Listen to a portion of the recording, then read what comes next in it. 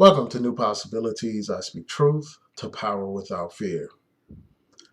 So, today I was on Facebook and I saw this video from Candace Owens where she's talking about Ahmaud Arbery. She's sharing her thoughts about him and about the situation. And I just want to take time to summarize some of the points that she's made, respond to some of the points that she made, and then share my thoughts about her, period, and people like her. I'm not going to play her actual video. Instead, I will post a link in the description box so that you could watch it if you want to and judge it for yourself. But in her video, she makes all these disparaging remarks about African Americans. She talks about how African Americans always take the bait. She talks about how African Americans are emotional. She talks about how we need to evolve. We're gullible. We need to evolve mentally. She questions our intellect as a people. And she makes all these statements about how we need to grow up and we need to argue about the actual issues in cases instead of arguing based on emotion and all that kind of stuff. And basically, I'll say this, man, and with respect to that, people are not just responding to this based on some emotion. They actually watched the videotape. They actually read articles about this situation and they reached their own conclusions based on the facts that have been presented so far. So black people are not some emotional people that aren't thinking rationally in this situation. We have read about this case. For me, I've read the case. I read many articles about this situation. I watched the videos, both the video of the shooting and the surveillance video of someone going into a house that's under construction. I've watched all that. I've read several articles again. So this is not about people just reacting emotionally. It's about people reacting based on common sense. It's about people seeing an injustice that happened in Georgia and expressing their outrage about that injustice. And that's what it's about. Because what we have here is a brother who was jogging, a brother who was followed, a brother who was killed. And we've seen this pattern time and time again. And this is yet another example of Black lives being wiped away. And there was a lack of accountability. It was only after there was public outrage that action was taken. This brother was shot and killed back in February. And here we are, all these, a couple of months later, and these people were finally arrested only after the videotape was leaked, only after the public outrage. And this is part of a historical pattern of Black people being killed at the hands of white people. This is not some emotional thing, number one. And then, this other remark that this woman made, she talked about how uh, this is not a lynching, and then she downplayed the significance of lynching in Black history. This mammy basically said that in her words, only 3,500 Black people were lynched from 1862 to 1968. And she said that's a relatively low number of people. Well, in my mind, 3,500 people is a lot of people. Let's just assume that what she's saying is right, that number is correct. That is still a significant number of people being killed at the hands of lynch mobs. That is a significant number of people. And it is outrageous that you would have somebody like her downplaying something like that. There was a time when there was no semblance of justice for Black people. White mobs could just grab a Black person and lynch them for any reason, for looking at a white woman, for exercising their right to vote, for doing basic things that we take for granted today. Black people could literally be lynched behind that. Black people were, strung up in trees before crowds of people, entertained by the suffering of Black people, entertained to see Black men being the strange fruit that Billie Holiday sung about. Entertained by that, entertained by the suffering of Black people being lynched and castrated and all that kind of stuff. People were entertained by our suffering. It was like a sporting event for these people. It was something that they were amused by, entertained by.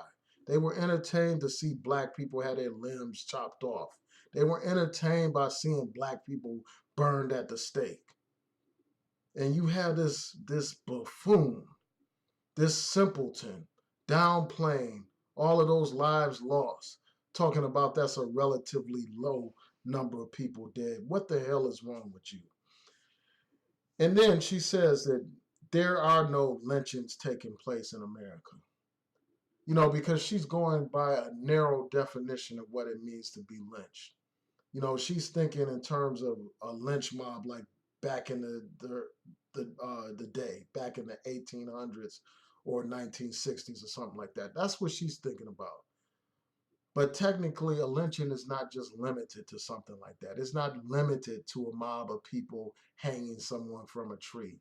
And I'm going to go to the definition of lynching in the Cambridge Dictionary. It says the act of killing somebody without a legal trial, usually by hanging.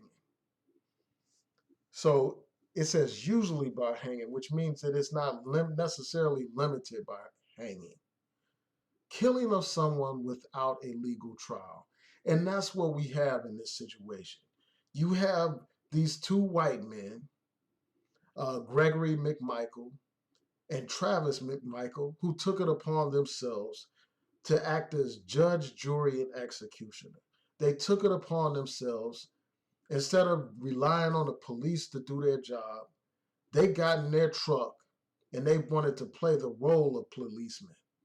And then not only did they play the role of a policeman, they played the role of a judge, because in their minds, this brother was already guilty of whatever crime they had accused him of, already guilty of a burglary.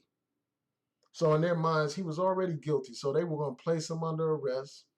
And if he didn't comply with what they wanted, they were going to end up killing this brother. And that's exactly what happened. That is the act of killing somebody without a legal trial. That is a lynching. And that's what happened to Trayvon Martin. That's what happened to too many black people. This is not some distant history. This is something that happened a couple of months ago. So for her to say that, there's no modern lynching taking place in America, that's just outright false. This was, in many respects, a lynching. And then, this woman goes on to talk about LeBron James, talking about how he doesn't even touch his own car door handle, talking about how he has white people as servants and stuff like that, and basically saying that this brother is not qualified to speak on the issue of black people being lynched, and that basically he's sounding ridiculous because he's living such a great lifestyle as a rich and famous athlete. And this is what I have to say about that. All that is an ad hominem attack. I mean, basically, you're saying that this brother has no credibility, or his arguments aren't valid simply because of the lifestyle that he's living right now, simply because of his status as a famous basketball player, as a rich man. And that's absolutely ridiculous. Just because someone has a certain status, that doesn't make the points that they are raising any less valid. It doesn't undermine the substance of what the brother had to say. The brother talked about black people being hunted and killed, and that's what has happened in this country, unfortunately. That's what continues to happen in this country. That's what happened to this brother, Ahmaud Arbery. That's what happened to the brother, whether you want to accept it or not. So let's go through some of the other things that she talked about. Now, she said that this brother wasn't being pursued, and that the brother basically attacked McMichael, the McMichaels. He attacked Travis McMichael. And she's trying to use that to say that that doesn't fit this narrative of a lynching or a black victimhood or whatever. And here's what I have to say to that. First of all, they did pursue him. They got into their truck and they pursued him. They even mentioned something about that, like I think it was to the police or etc. They were talking about they saw this black guy hauling ass or whatever. He's a, and he's some suspect. And they got in their truck with their 357 Magnum and their shotgun. They pursued this brother. They confronted this brother. They tried to cut this brother off while he was jogging down the street. They were the aggressors. They were the ones with guns. They were the ones posing a threat to this brother. And he reacted the way he reacted. As someone told me, he was in a fight or flight type of situation. Here he has two strange white men that he doesn't know, bearing arms, telling him to stop. He doesn't know these people. These people aren't police officers. These people are acting in an aggressive manner. And then there was a third person following his brother as well, recording what happened. So he was being pursued. And anytime someone has arms and they're threatening you with those arms, you are in a defensive posture. And that's what this brother was in, a defensive posture. He was the one defending himself from these dangerous white men who were armed. He was the one trying to stand his ground. But we know in America, those stand your ground laws are primarily designed to protect white aggressors. That's what they do. So the other point that I want to get into is what you said about it's going to be a manslaughter charge. You suggested that just based on your assessment of the video, it's just going to be a manslaughter charge, and that they'll probably get off with a self-defense claim or something like that.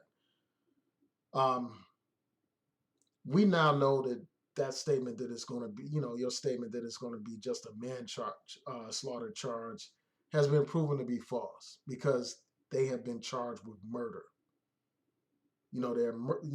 They face murder charges and aggravated assault charges. So you were flat out wrong on that. And a charge is just a charge. It doesn't mean that that's what they're going to be convicted of. And this is after they saw this surveillance video that people were talking about, this video of the brother going into a construction site and all that kind of stuff and leaving that site and then starting to jog. This is after the Georgia Bureau of Investigation saw that tape. This was after they saw this tape where the brother got shot and killed by these white men. So, yeah, so that has to be mentioned.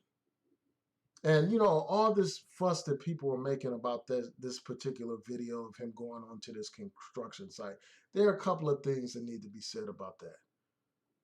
Number one, people are saying that he was a burglar and stuff like that. They didn't find any stolen items on his brother. There was no evidence that he had committed any kind of real crime or, stole something or damaged any property or anything like that. All they have is video of this brother going into a construction site and leaving that construction site. That's what they have video of. And even if this brother did commit a crime, he didn't deserve to die. Again, it's not the role of these citizens to act as judge, jury, and executioner. If this brother was committing a crime, they simply could have just called the police, let the police arrest him, and let the judicial system determine whether or not a crime was committed, find whether or not a crime was committed, have an actual trial to put this brother on. But instead, you have here a modern day lynching where these people literally took it upon themselves to judge this brother and to execute this brother. And then this woman kept talking about how this is election fodder. That basically the media is looking for some story to cover, and they want to use this for election fodder and stuff like that to benefit one candidate or another. This whole thing has nothing to do about any kind of election. This is not about some Democrats versus Republicans nonsense. This is about a system of oppression versus black people. It's about a system that allowed these people to be armed and walk around in public with these weapons. It's about a system that gives these people a right to conduct some citizens' arrests that results in situations where black lives are in jeopardy. This is about a system that has this stand your ground law, a law that's used in a discriminatory fashion where it's only used as a defense for white crimes against black people. That's what this is about. It's about a prosecutor who, despite all the evidence, decided to sit on this and decided not to prosecute this case. And 2 months passed by where there was no justice, no semblance of justice. That's what this is about.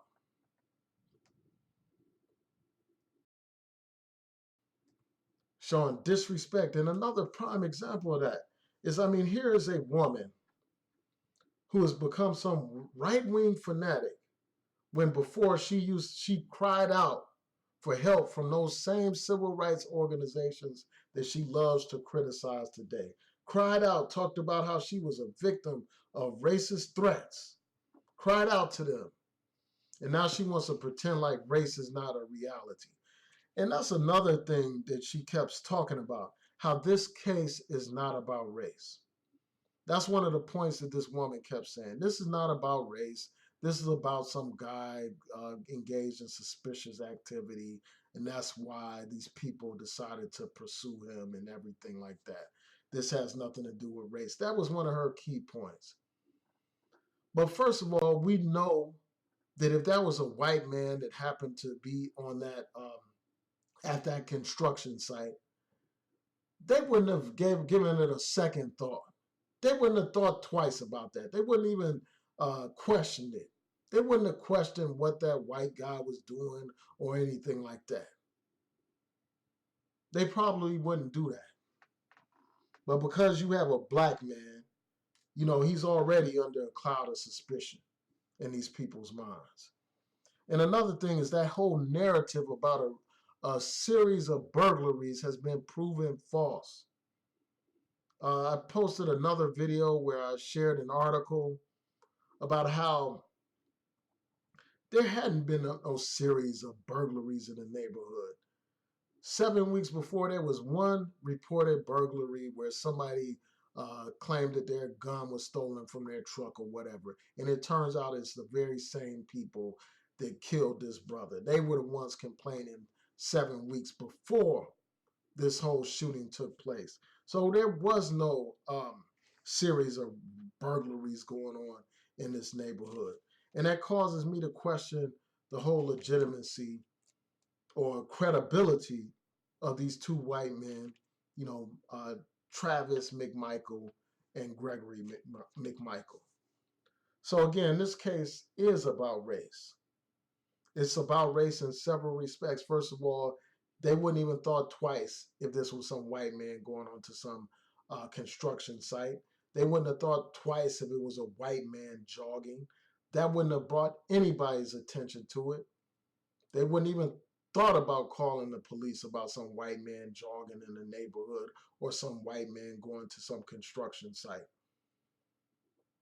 Also, if it was a white man that was gunned down like that under similar circumstances by a group of black men, there's no way in hell that prosecutor would sit on the case and make excuses for the damn killers and let months go by without anything happening. There's no way in hell that would happen. So this is about race, without a doubt. And the other thing that I want to address is this common argument that's brought up by these white supremacist puppets like Candace Owens, these white supremacists and blackface like Candace Owens. They always want to pretend like they're so concerned about black on black violence.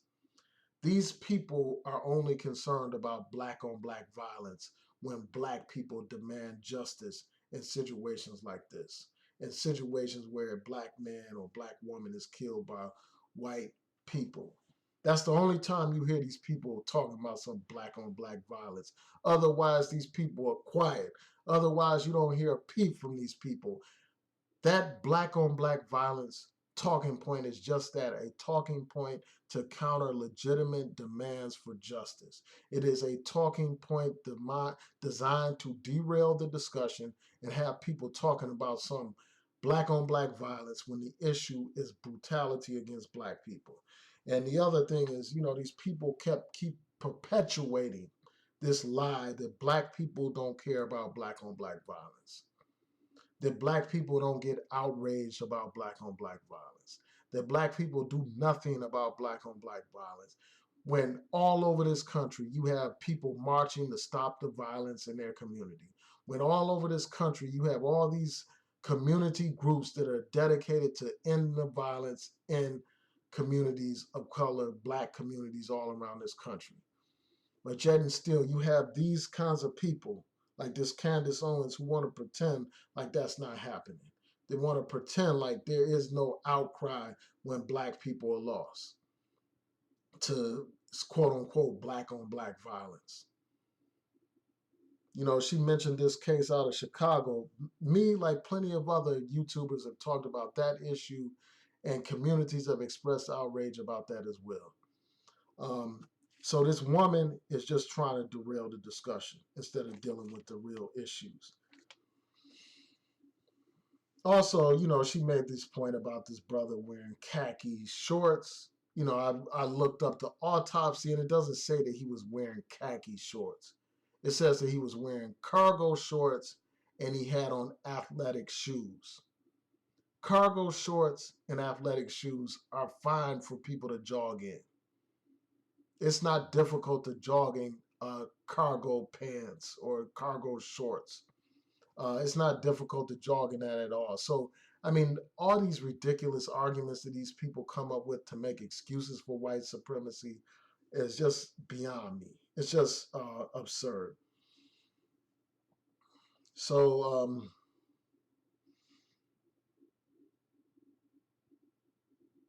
and then she went on to talk about like all these statistics, talking about how black people are responsible for more murders, black people kill more white people than white people killing black people, etc. Just trying to deflect from the conversation, from the main point of what's going on. The fact of the matter is, in terms of back to this black on black violence issue, most people commit violence among their own group of people. So most of the violence that you see committed by black people is against other black people, and most of the violence that you see committed by white people is against mostly white people. So that's number one. And then also there was a study, like as I was going through these materials, I saw that there was a study that said basically that black people, because of segregation, are more likely to be in, more black people are more likely to be in contact with white people than the other way around. And because of that, you have situations where there's more black on white violence or black on white crimes, etc. And also, when you look at the violence, you also have to, tie that to economics. The economic conditions that people are living under produce a lot of the violence that we see. But the people like this don't want to even address that. They want to seem like there's something pathological about black culture, and that's not what it's about at all. And then another thing that she kept saying was like, these guys weren't trying to hunt a black person because, they basically said, you don't, she said basically, you don't wait for the thing that you're hunting to grab the gun, and basically saying that they weren't trying to hunt him because if they were, they would have shot at him from a distance and all that kind of stuff. Well, these people create situations designed to spark a confrontation, designed to create some kind of justification for killing black people. Most people, I mean, that's how they work. That's how they operate. You know, they are sophisticated enough to carry out the killing of black people without being just, so stupid or flat out with what they're planning to do. So now you're going to have people saying, well, hey, was he justified? Was he not justified? But anyway, I just wanted to share my thoughts about this. Tell me what you all think. Please rate, comment, subscribe, like the video, hit the notification bell so that you'll know when I post new content on here. Peace and blessings, everyone. Be safe.